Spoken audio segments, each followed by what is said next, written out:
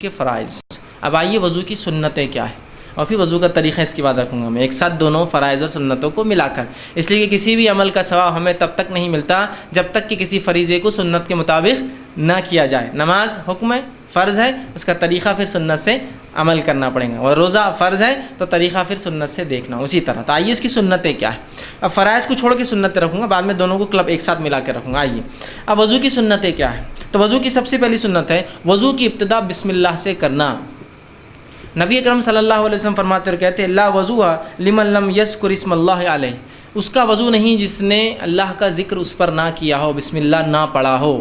ٹھیک ہے، لیکن اس کو علماء واجب میں نہیں کہتے، اس کو سنت میں شامل کرتے ہیں. ٹھیک ہے، تو لہٰذا وضو سے پہلے بسم اللہ کا کہنا یہ پہلی وضو کی سنت ہے. نیت کر لی آپ نے، اب بسم اللہ کہہ کر بیٹھیں گے. انشاءاللہ بعد میں دونوں کو ملاتا جاؤں گا یہ کیسا ہوں گا. تو اب سب سے پہلے بسم اللہ سے وضو کو شروع کرنا. ٹھیک ہے، اس کے بعد دوسری جو سنت ہے وضو کی یہ ہے کہ جب نیند سے بیدار ہو، فجر کی نماز ہے، عصر کی نماز، کبھی سو کر اٹھتا آدمی، تو نیند سے بیدار ہونے کے بعد سیدھے وضو کے پانی میں ہاتھ نہ ڈالے، پانی کو باہر نکالے، 3 مرتبہ ہتھیلیوں کو اور ہاتھ کو دھو لے، اس کے بعد اگر ضرورت ہے تو پانی میں ہاتھ ڈالے. اس لیے کہ آپ صلی اللہ علیہ وسلم نے فرمایا جب تم سو کر اٹھو تو پانی میں سیدھے ہاتھ نہ ڈالو، اس لیے کہ تمہیں نہیں پتہ کہ رات میں تمہارا ہاتھ یا نیند میں تمہارا ہاتھ کہاں کہاں گیا ہے. سمجھا؟ نیند میں آدمی ہے، کہیں بھی ہاتھ جا سکتا ہے. ٹھیک ہے، تو نیند سے بیدار ہونے کے بعد سیدھے ہاتھ نہ ڈالے.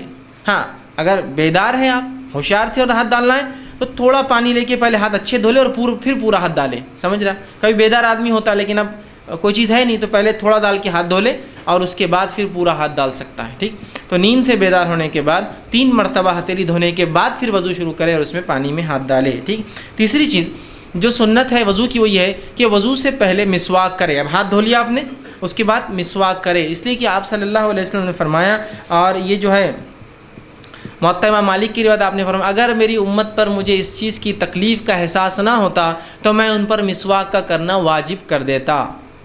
نماز سے پہلے مسواک کا کرنا میں ان پر واجب کر دیتا. فرمایا اگر مجھے اپنی امت پر مشقت کا اندیشہ نہ ہوتا تو میں انہیں وضو کے ساتھ مسواک کا حکم دے دیتا، واجب کر دیتا. اور حکم مطلب آپ وسلم کا حکم آنا مطلب اس چیز کا عمل ہم پر واجب ہو جاتا، واجب کر دیتا کہ مسواک کرا کروں. تو یہ بھی سنت ہے، آپ کوشش کریں کہ اب وضو شروع ہو، بسم اللہ کہا، ہاتھ دھویا، مسواک کرے اس سے پہلے. ٹھیک، اس کے بعد چوتھی چیز جو آپ یاد رکھیں گے کلی کا کرنا. کلی کا کرنا یہ چوتھی سنت ہے، اور اس کے تعلق سے آپ صلی اللہ علیہ وسلم فرماتے اور کہتے ہیں اذا توضأت فمزمز، یہ ابو داؤد کی روایت ہے، جب تم میں سے کوئی شخص وضو کرے تو کلی کرے. اور مزمز کہتے ہیں عربی زبان میں پانی کو منہ میں لینا، منہ میں لے کر آگے پیچھے کرنا تاکہ اس سے اگر کوئی غلاظت، کوئی چیز، کوئی کھائی ہوئی چیز باقی ہو تو نکل جائے. بہت سے لوگ کلی کرتے ہیں، پانی لیتے اور پھڑ بل کی پانی گر جاتا ہے، مطلب صرف پانی منہ میں گیا اور بس گر گیا، ایسا بچے کرتے ہیں. ویسا نہیں، مز اندر لے کے اس کو آپ آگے پیچھے جو بھی کر سکتے تاکہ جتنا زیادہ صاف ہو سکے. مسواک تو کر لیا آپ نے، اس سے تو اکثر جو ہے چیزیں نکل گئی، لیکن پھر بھی کچھ باقی رہ گیا، مسواک کا تنکا رہ گیا، کوئی چیز مسواک کرنے سے ڈھیلی ہوئی تو کلی میں نکلیں گی. یاد رکھیں مسواک کرنے سے نہیں نکلیں گی، پھر آپ کلی کریں گے. تو منہ میں پانی لے کر مزمز کہتے ہیں اس کو پانی کو ہلانا. بہت سے لوگ بولتے ہیں کتنی گندی آواز آ رہی. تو دیکھیے یہ فطری چیزیں ہیں، غیر فطری آوازوں کو گائک گانے گا رہے، پتہ نہیں گندے گندے راگ نکال رہے ہیں، اس کو آپ بڑا اچھا سمجھتے ہیں. غیر فطری چیز کو فطرت بنا دی، فطرت کو غیر فطرت بنا دیا. فطری آوازیں ہیں، کلی کرنا ہے، منہ صاف کرنا ہے. مختلف لوگ جب منہ صاف کریں گے تو مختلف پانی آواز کریں گے. منہ میں جانے کے بعد پانی جب گھومے گا تو اس میں بلبلے بنتے ہیں جس کی وجہ سے آواز ہوتی ہے نا.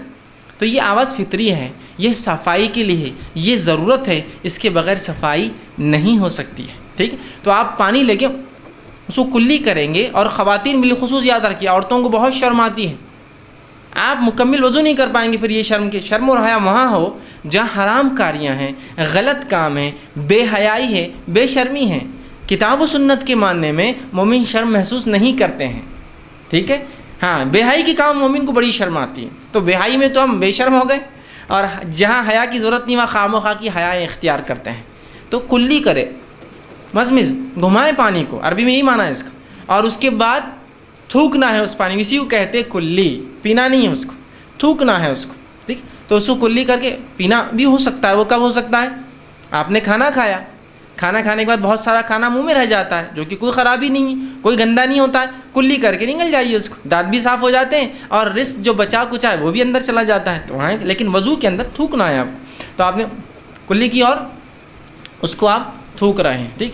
تو جو وضو کے اندر جو چوتھی چیز آپ کریں گے وہ کلی کا کرنا ہے، اور کچھ علماء نے اس کو فرائض میں بھی شامل کیا ہے، یاد رکھیے کچھ علماء نے اس کو فرائض میں بھی شامل کیا، لیکن بہرحال عمومی اعتبار سے زیادہ تر نے اس کو سنت ہی کہا ہے۔ پانچویں سنت جو نماز کی ہے اس کو بھی علماء فرائض میں شامل کرتے ہیں کچھ علماء، وہ یہ ہے ناک میں پانی لینا۔ میں ترتیب میں جا رہا ہوں، پورا سیکوینس میں، جیسا فرائض ویسی سنت ترتیب میں۔ ناک میں پانی لینا، ناک میں پانی لینا یہ وضو کی سنت ہے، یاد رکھیے۔ پانی لینے کے تعلق سے نبی اکرم صلی اللہ علیہ وسلم فرماتے ہیں اور کہتے ہیں بالغ فی استنشاقی الا ان تکونوا صائما، یہ مسند احمد کی اور ابو داؤد کی روایت ہے۔ ناک میں پانی لینے میں مبالغہ کرو، بالغ زیادتی کرو، ایکسس میں جاؤ، دور تک جاؤ اس معاملے میں، مبالغہ سمجھتے ہیں نا، بڑھا چڑھا کر کرو۔ ناک میں پانی لینے میں بڑھا چڑھا کر بڑھو، آگے بڑھو، سوائے اس کے کہ تم روزے دار ہو۔ روزے دار ہے تو ناک میں پانی پھر بڑھا چڑھا کر نہیں لینا ہے، صرف سادہ لینا ہے، سادہ لینا ہے، سادہ لینا۔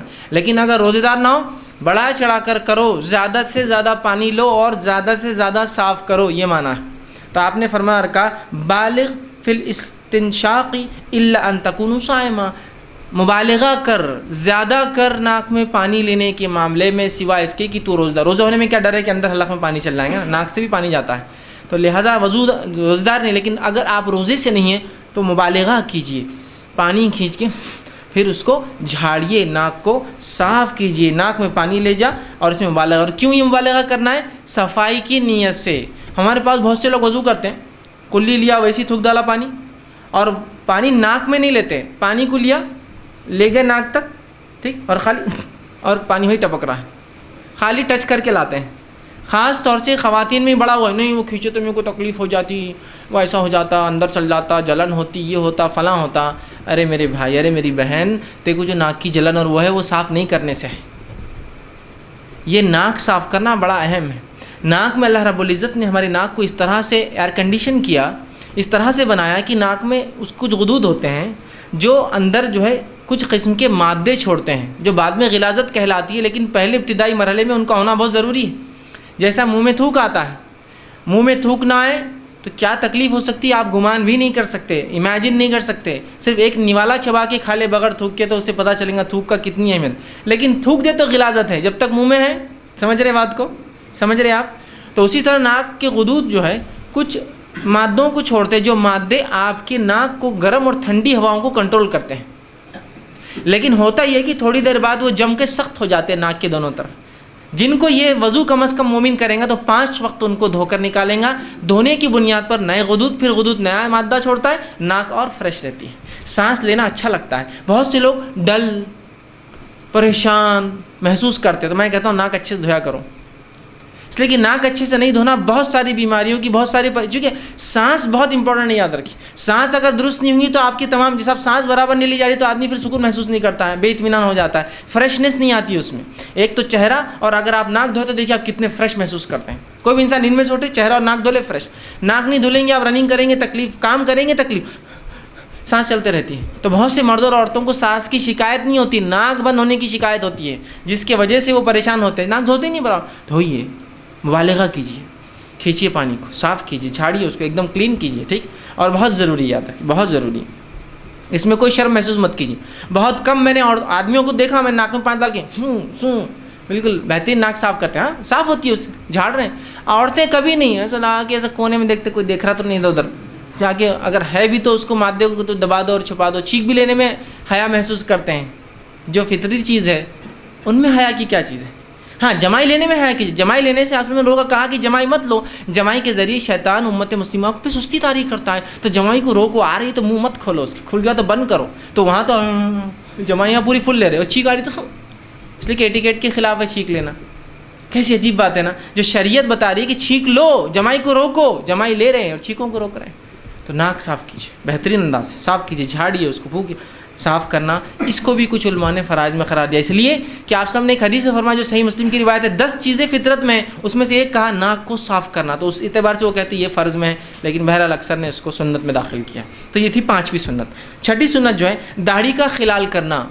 اگر داڑھی آپ کی گھنی ہے، ہلکی داڑھی ہے، تو پھر تو آپ کو پورا چہرہ دھونا پڑے گا، ہلکی ہلکی داڑھی جو رکھتے ہیں پورا دھونا پڑے گا، جس میں جلد دکھتی ہے، لیکن داڑھی گھنی ہے، بڑھ رہی ہے، تو ظاہر سی بات ہے چہرہ دھل نہیں سکتا نیچے کا، تو اس کو خلال کرنا پڑے گا۔ خلال مطلب پانی لے کے تھوڑی تک ڈالیں گے اور ملیں گے، ایگزیکٹلی پورا بھیگنا ضروری نہیں ہوگا، اس لیے کہ وہ ہو بھی نہیں پائیں گا۔ چھوٹی موٹی داڑھی پھر میری داڑھی میں بھی ہو سکتا ہے دھل جائے، لیکن جن کی اور گھنی ہو اتنی بڑی آ گئی، تب کیسا دھوئیں گے اندر ڈال کے؟ تو خالی اٹھا کر خلال سمجھ رہا، خلال مطلب اندر سے تھوڑی کو لگا دیں گا، تھوڑی کو پانی لگنے کے بعد باہر سے دھو لیں گا، خلال۔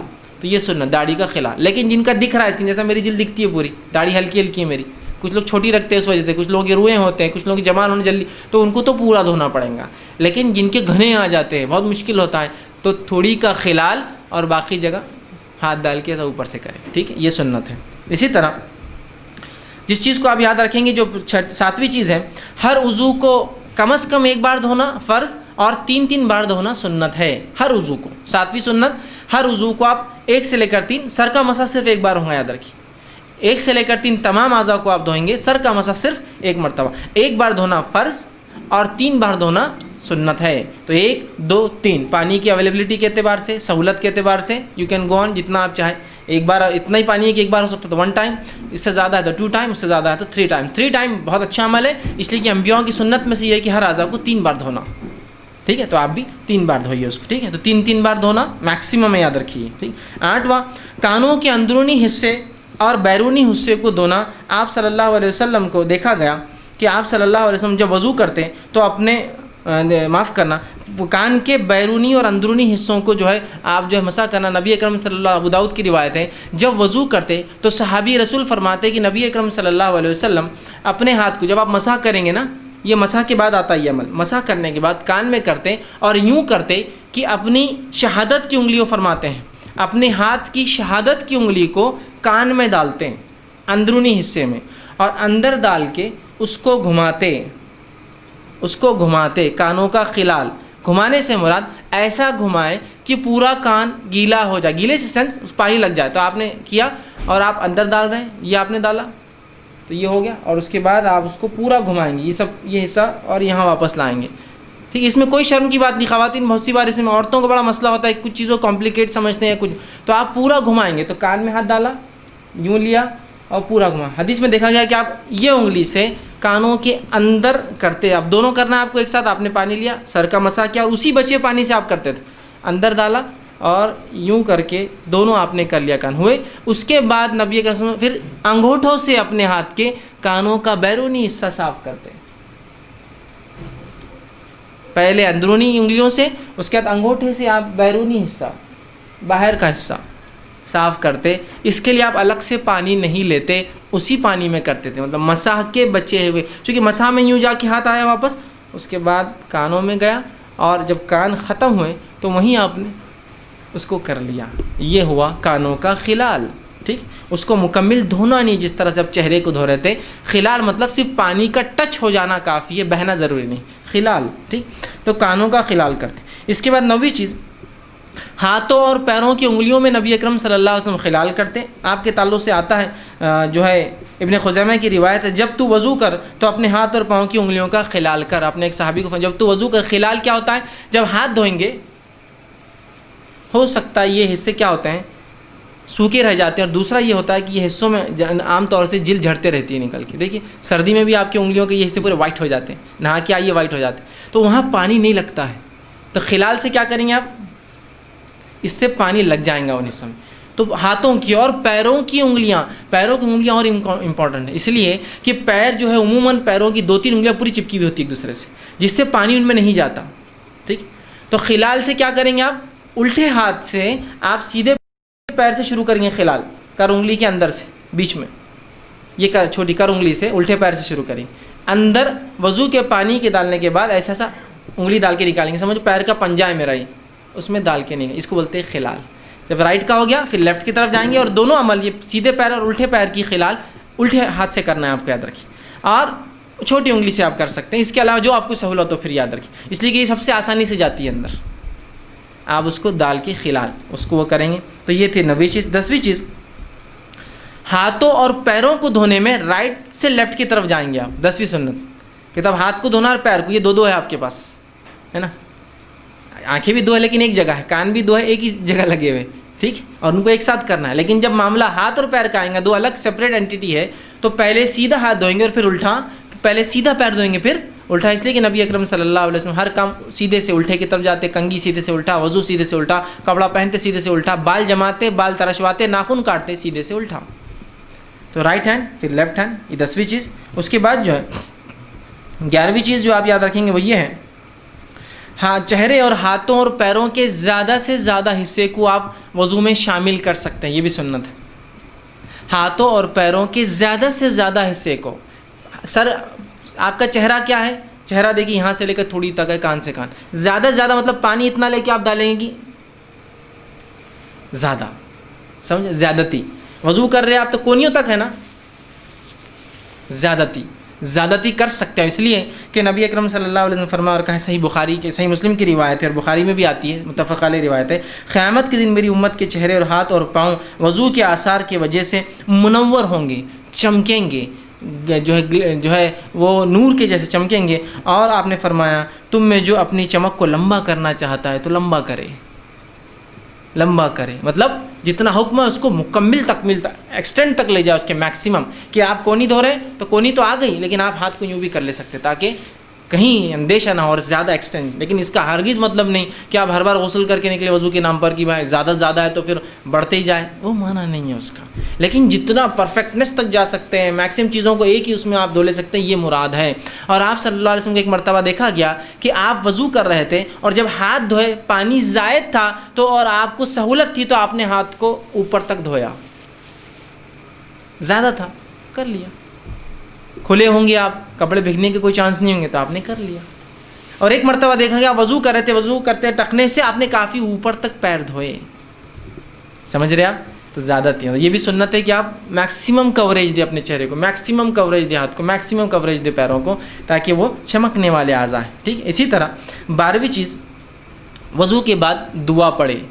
وضو سے پہلے ایک دعا، بسم اللہ، وضو کے دوران کوئی دعا نہیں ہے، کوئی دعا نہیں، اشہد ان لا الہ، لوگ چہرے مارتے اشہد ان لا الہ الا اللہ، ہاتھ دھو رہے ایک دعا، پیر دھو رہے ایک دعا، مسح کر رہے ایک دعا، کلی کر رہے ایک دعا، کان کا خلال ایک دعا، انگلیوں کا خلال ایک دعا، داڑھی دھو رہے ایک دعا، مطلب اتنی دعائیں کہ ایک وضو خانے میں نے ایک مرتبہ دیکھا جو شروع ہو رہے ہو بسم اللہ سے تو 25-30 دعائیں وضو ہونے تک، مطلب ہر سنت اور ہر فرض پہ ایک دعا نہیں، ابتدا میں ایک دعا بسم اللہ، وہ لا الہ الا اللہ یا اشہد ان لا الہ الا اللہ سے منہ دھونا بھی سنت سے ثابت نہیں، سب بدعات ہے، یاد رکھیے۔